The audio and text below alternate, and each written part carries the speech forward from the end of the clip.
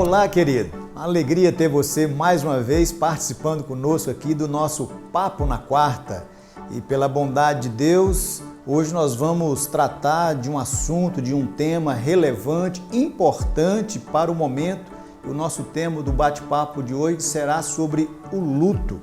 E para bater esse papo comigo, eu convidei aqui a minha irmã em Cristo, a Daniela. Daniela é psicóloga e bondosamente aceitou o convite. Daniela, seja bem-vinda, uma alegria ter você participando conosco aqui. Desde já, grato por ter aceito o convite. Se desejar dar a sua saudação aos nossos irmãos, fique à vontade. Primeiramente, eu quero agradecer pela oportunidade. Eu me senti extremamente honrada pelo convite e a importância do debate desse assunto, principalmente nesse contexto que a gente está vivenciando, é assim, fundamental. Então, eu fiquei muito feliz mesmo em ter essa oportunidade de juntos nós conversarmos, né, sobre esse tema e alcançar as pessoas que estão assistindo e passando por esse momento. Daniela, de forma assim bem prática, qual o conceito que você pode nos oferecer a respeito do luto? Bom, se nós formos analisar o conceito em relação à literatura, tem um autor muito interessante que chama John Bowlby, que ele fala justamente que o que seria o luto? Seria a perda de algo extremamente significativo para você. E que, dependendo do valor que aquela perda, que aquele objeto tem para ti, maior e mais intenso vai ser o meu processo de luto. O luto, ele pode ser de pessoas, quando a gente perde pessoas, mas ele também pode ser de outras questões, por exemplo, separação, divórcio. Hoje em dia dá um contexto muito comum nisso, que é a questão das pessoas que estão ficando desempregadas. Nós temos também pessoas que têm as suas empresas que estão falindo por causa de todo esse contexto que nós estamos vivendo. Então, o que acontece? Esse momento agora que nós estamos vivendo de pandemia fez com que o luto ele fosse vivenciado de forma mais intensa, digamos assim, por todos, né, que estão envolvidos e de várias formas e de várias maneiras. Então, basicamente, o luto seria uma definição nesse sentido. Pensando aí na questão do luto, nós podemos caminhar na vertente de que todas as culturas vivenciam luto e algumas culturas de uma forma, outra de outra forma. Mas o luto é uma realidade na vida de todas as culturas. Aí, pensando nessa realidade, nós podemos caminhar e afirmar que o luto tem fases. E quais seriam essas fases? Tem uma autora, Elizabeth Kubler, que ela define o luto sobre 5 processos. Primeiro, a parte cultural, o contexto cultural onde a gente vivencia faz toda a diferença realmente na questão da vivência do luto. E ela fala o seguinte, que nós temos 5 fases. A primeira fase é a fase da negação.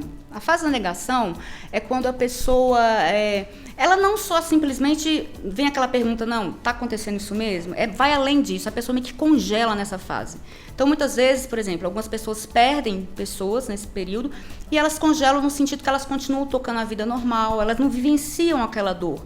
Elas tocam a vida normal, no cotidiano, não expressam o que está sentindo. Outras pessoas, outro exemplo também que nós temos em relacionamentos amorosos, quando algumas pessoas terminam alguns relacionamentos amorosos, elas congelam naquela fase. De repente teve um sofrimento ali que impede com que ela vivencie outros. Então ela fica, muitas vezes ela permeia toda a vida dela aqui na Terra sem se envolver, porque está nessa fase da negação. Então, a primeira fase que nós temos é a fase da negação. A segunda fase é a fase da raiva. Então, essa fase normalmente é quando as pessoas começam mesmo a ficar aquele momento de revolta, de dor, de expressar o que está sentindo através do choro, através da revolta. Isso tem esse momento também. Lembrando que essas fases elas não são sequenciais. Elas são fases que elas podem pode acontecer de forma simultâneas, etc. e tal. Então, vem a fase da raiva e, em seguida, a gente tem a fase da barganha, que muitas vezes está bem associada com a fase da raiva. A barganha, a gente vê isso também muito no meio religioso. Então, quando as pessoas falam assim, por exemplo, por que aconteceu comigo? Por que eu? Por que eu que vou na igreja, vou ao culto, vou em tal lugar, por que isso aconteceu comigo e não aconteceu com uma pessoa que segue os mesmos preceitos que eu? Então, nesse momento, entra a raiva, ao mesmo tempo uma barganha, no sentido, Vê-se isso também muito, por exemplo, em questão quando pessoas recebem diagnóstico de morte, né, que vai ter um tempo de vida. Então, como se fizesse trocas. Deus, se eu for curado, eu prometo que eu vou fazer isso, vou fazer aquilo, e nesse sentido. Ou terminou um relacionamento. Ah, Deus, eu prometo que se vier o próximo, não vou fazer mais isso. E fica numa troca. Tipo, se eu fizer alguma coisa, ele vai me dar alguma coisa em troca. Essa seria a parte da barganha. A quarta parte é a mais comum, é a parte da depressão. Então, essa é a parte que a pessoa realmente ela se abate, ela não vê mais sentido em continuar a vida com aquela perda que ela teve. E normalmente ela é que perdura mais essa fase da depressão. E por último, nós temos a fase da aceitação, que seria a fase da ressignificação, que é o dar um novo sentido para aquela perda, para eu poder continuar a minha caminhada da forma que tem que ser feita, digamos assim. Estamos aqui batendo um papo com a psicóloga, nossa irmã Daniela, sobre o tema luto. Dentro daquilo que nós já conversamos, Daniela, nós já, de forma assim bem prática e pontual, definimos o que é luto, já trabalhamos a ideia aí das fases do luto. Aí uma outra pergunta para a gente bater o nosso papo aqui. O luto, ele pode ser vivenciado de forma diferente de pessoa para pessoa? Sim. Primeiro, algumas pessoas elas se prendem nessas fases, em alguma fase se amarra naquela fase e não consegue dar prosseguimento no processo, porque vivenciar o luto, vivenciar todos os processos é fundamental. Então, algumas pessoas param na negação, outras pessoas e ficam anos naquela fase, ou ficam alternando sempre a negação com a raiva, com todos esses sentimentos. Outras pessoas não, outras pessoas elas vão vivenciando essa fase e vão meio que ressignificando essa fase na alma, no coração delas, digamos assim, de uma forma mais, né, fácil de ser entendida. Mas sim, tem pessoas e pessoas, cada uma vivencia a sua dor de uma forma, é subjetiva essa questão, né? Então cada um vai vivenciar de uma forma e tem que ser respeitado isso. Uma visão minha particular é que nós, muitas vezes, enquanto igreja, nós não sabemos lidar ou tratar ou como cuidar de alguém que está vivenciando luto. Qual que seria um conselho, uma orientação que você pode oferecer no que tange a igreja saber lidar com aquele que está vivenciando o luto? Primeiro, olhando a igreja pela parte técnica, entre aspas, digamos assim, a igreja, ela consegue entrar em situações na sociedade que ninguém mais entra. Então, ela tem acesso a pessoas, a situações que, às vezes, o próprio Estado não consegue adentrar isso. Então, daí você já começa a entender a responsabilidade da igreja nesse sentido. Aí eu não estou falando mais como psicóloga, baseada na minha fé. Eu acho que nas igrejas é necessário que haja um espaço para que as pessoas verbalizem, discutem aquilo que está acontecendo. O que eu observo, muitas vezes, é que sempre tem aquelas frases clichê, né? Não, meu irmão, fica sem, ele tá com Jesus, isso vai passar, Deus quis assim. Ok, quis, mas está doendo. Então, essa dor que a pessoa está passando, é importante que se dê espaço para a pessoa expressar isso e compartilhar. Que às vezes você junta, por exemplo, num grupo, pessoas que estão vivenciando dores parecidas e aquilo acaba meio que acalmando a ansiedade dessas pessoas, a tristeza, o compartilhar isso. Então, eu acho que uma forma da igreja ajudar nesse sentido é justamente disponibilizar esses espaços para as pessoas poderem vivenciar os seus lutos e serem compreendidas durante esse processo, sabendo que é sim natural a pessoa ficar triste, a pessoa ficar revoltada. Esse processo faz parte, nós somos humanos, né? Então, isso daí eu acho que a igreja poderia, de forma mais prática, ajudar as pessoas que estão passando por essa questão, principalmente nesse contexto agora, que está bastante diário, né? Assim, essa questão do luto. Ok, Daniela, você me fez lembrar que lá em casa nós já vivenciamos o luto. A minha filha caçula veio a óbito já tem alguns anos, e me lembro que na época em que ela veio a óbito, uma pessoa da igreja falou comigo assim: pastor, o senhor não pode chorar não, porque o senhor é o pastor. Aí aquela palavra doeu, machucou o coração, e aí eu falei assim para a pessoa: mas se Jesus chorou porque o amigo de Lázaro morreu, eu não posso chorar porque a minha filha foi morar com o pai? Então, na minha cabeça, eu vejo que a igreja, muitas vezes, talvez na tentativa de querer consolar quem está enlutado, não respeita a dor e fala o que não devia falar. Sim, e essas palavras acabam machucando quem já está ferido. Então, o momento de luto é um momento de acolhimento, não é um momento de julgamento. Né? Então, às vezes você está querendo ver a pessoa chorar e fala essas frases, assim, que acha que está julgando. Igual você falou, às vezes a pessoa acha que está contribuindo, né? Você fala assim, não, chora não, está com Jesus. Gente, eu sei que está com Jesus, ok, mas está doendo, eu queria perto de mim. Né? Então, é importante essa fala, esse espaço, e nós respeitarmos o que essa pessoa está passando. E pensando nessa sua proposta de respeitar o que a pessoa está passando, qual o conselho, o conceito que você pode oferecer para que nós possamos tentar entender o momento dessa pessoa e não acusá-la, não apontar o dedo? Como a gente pode lidar com alguém que está passando luto e quem sabe no seu luto ele fala e ao invés da gente feri-lo, ele é que nos fere. Como que a gente lida com isso? Porque às vezes as pessoas não conseguem lidar com as suas próprias questões, suas próprias perdas, a pessoa não consegue lidar com isso. Então muitas vezes quando ela vai tentar ajudar e aconselhar o outro, na realidade ela está quase fazendo uma transferência mesmo para o outro, né? Então, o que basicamente tem que ser feito é ter amor por aquela pessoa. Amor, é só amor por aquele processo, por aquele momento que a pessoa está passando. Muitas vezes você não precisa falar, aliás, a maioria das vezes a fala é desnecessária, mas o pegar na mão, o abraçar, a pessoa sentir que tem alguém junto, caminhando com ele naquele processo e que uma hora tudo vai receber um novo ressignificado. Então, acho que é nesse sentido que as pessoas podem ajudar. Não precisa falar, não, dá um abraço, dá uma mão, fala, tô aqui, tô te vendo, tá doendo mesmo, é normal passar por isso, faz parte, mas vamos seguir na caminhada junto para a gente poder concluir esse processo, a pessoa se sentindo amparada. Por causa da desobediência dos nossos pais Adão e Eva, o pecado entrou no mundo e em virtude do pecado veio a morte. E em decorrência da morte vem o luto. E aí trabalhando a ideia do luto na vida daquele que já teve o seu encontro com Cristo, Jesus é o seu Rei, o seu Senhor, o seu Salvador.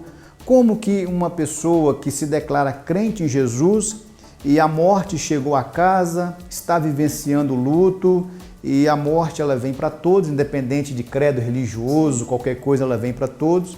E aí como que uma pessoa que tem Jesus no seu coração, como essa pessoa no meio do luto ela pode testemunhar de Jesus? Qual a sua orientação nesse sentido? Como psicóloga, quando eu estou trabalhando como psicóloga, eu não posso interferir na fé do outro, né? Eu tenho que respeitar. Aliás, isso eu acho que é uma questão, antes de ser psicóloga, é questão de vida. Aprendi lá com meu pai lá atrás, a importância da gente desenvolver a nossa fé e respeitar a fé do outro. Então, essa pergunta, eu vou responder não como psicóloga, eu vou responder como Daniela, que tem a fé dela baseada em Cristo. Aí é a Daniela que está falando. Bom, eu sou uma pessoa que quando eu estou passando por lutos, e eu, como disse para o senhor, já passei por diversos lutos, de tudo quanto é forma que você imaginar, eu sempre foco ali em Mateus 26, quando começa a falar sobre a crucificação de Cristo, quando tem a ceia, quando ele vai para Getsemane, etc, etc e tal. Por que eu gosto de focar naquilo ali? Porque muitas vezes eu observo que as pessoas colocam Cristo como Superman, que te bate nele e ele não sentiu nada. Bateu, pode bater que eu tô... Como se ele não tivesse sentido nada. Quando você lê aquela passagem, você observa que Cristo passou por todas as fases. Se você for comparar lá com o luto que a Elizabeth Kubler fala lá atrás, ele passa por aquelas fases ali também de um luto antecipatório, porque ele sabia o que ia acontecer com ele. Eu começo a ver em Cristo as fases e eu me apego sempre à última fase, que é a fase da aceitação, que é a fase da ressignificação e que para Cristo é a ressurreição. Então eu sempre acredito que as fases, momentos difíceis vão vir, já passei e passarei por diversos lutos em diversas áreas da minha vida, mas a minha fé está na cruz, no sentido que eu sei que aquilo ali vai ressuscitar, aquilo vai ter um novo ressignificado, o amor, a paz, a esperança, eles vão voltar a dominar o meu coração. Porque no momento de luto, muitas vezes esses sentimentos ficam meio quietinhos lá, né? E às vezes vem a raiva, vem a revolta, esses sentimentos muitas vezes dominam. Mas a minha fé, é baseada mesmo na ressurreição, na vitória que foi feita por Cristo na cruz. Estamos aqui batendo um papo com a nossa irmã, a Daniela, psicóloga, sobre o tema luto, e já estamos caminhando aqui para o final do nosso bate-papo. Daniela, qual o conselho você pode oferecer enquanto cristã e enquanto psicóloga para alguém que nesse momento está vivenciando o luto? Vivencie o luto, passe pelas fases, só não pare nas fases. É importante que todos esses sentimentos, eles sejam vivenciados. A gente não tem que... Nós somos seres humanos. Se Cristo lá passou por que ele passou e ressuscitou, então a gente também tem que passar por todas essas fases da raiva, por todas as fases da barganha, etc e tal, mas não pode congelar naquela fase. Que nós temos que continuar a nossa vida, né? Continuar a nossa história aqui até o momento, a hora que chegar a nossa hora. Porque vai chegar a hora de todo mundo. Porque, querendo ou não, isso é um processo natural da vida. É nascer, viver, morrer. Então, o meu conselho é, viva o luto, mas não se entregue ao luto. E busque ajuda, converse pessoas, eu até me disponho também, depois se o senhor quiser deixar meu contato, converse, fale com pessoas, busque a ajuda no próximo, no irmão, de conversar, de falar o que está sentindo, de expressar realmente o que aquilo tá, a dor que aquilo está causando na alma dele. E tenha fé e esperança que isso também vai passar. Então, querido, nós batemos um papo agradável aqui com a nossa irmã Daniela, psicóloga, sobre o luto. E você que está vivenciando o luto, vivencie, não pare, a vida não acabou. Deus há de abençoar a sua vida, creia nisso, chore, mas chore também aos pés de Jesus e clame para que Jesus te ajude e te abençoe. Eu quero fazer uma oração por você e pela sua família nesse instante. Pai bendito, eu quero apresentar diante do Senhor cada pessoa que porventura esteja assistindo esse vídeo. Aqueles que já vivenciaram o luto ou aqueles que estão vivenciando, que eles possam ter a fé firmada em Jesus e que eles possam crer que nós estamos aqui de passagem, que a nossa casa é o céu. E lá no céu não haverá dor, não haverá tristeza, não haverá lágrimas, só haverá alegria. Mas enquanto aí não chegarmos, segure as nossas mãos e nos abençoe e nos ajude a passar por esse vale em nome de Jesus. Querido, nós vamos então concluir o nosso bate-papo, mas primeiro a nossa irmã Daniela vai dar aí a sua palavra final e depois a gente vai concluir. Quero agradecer, primeiramente, novamente, né, pela oportunidade e me dispor para quem precisar, estiver sentindo um vazio no coração nesse momento, né? Se eu puder ajudar de alguma forma, eu deixo meu contato com o pastor e estou disponível para a gente sentar e conversar e tentarmos passar por esse processo juntos. Amém. Daniela, muito obrigado por ter aceito o convite. Foi uma alegria ter você participando conosco. E que Deus abençoe você na vida espiritual, na vida profissional, na vida sentimental. Prosperidade para você. O nosso muito obrigado aí pela sua participação. E você, querido, obrigado por ter participado conosco. Que Deus abençoe a sua vida. Nos siga aí nas redes sociais, no nosso canal do YouTube, no Instagram da Quarta Igreja Presbiteriana de Taguatinga. Será uma alegria ter você participando conosco de nossos canais. Fiquem todos na paz de Cristo, um beijo no coração e até o próximo bate-papo.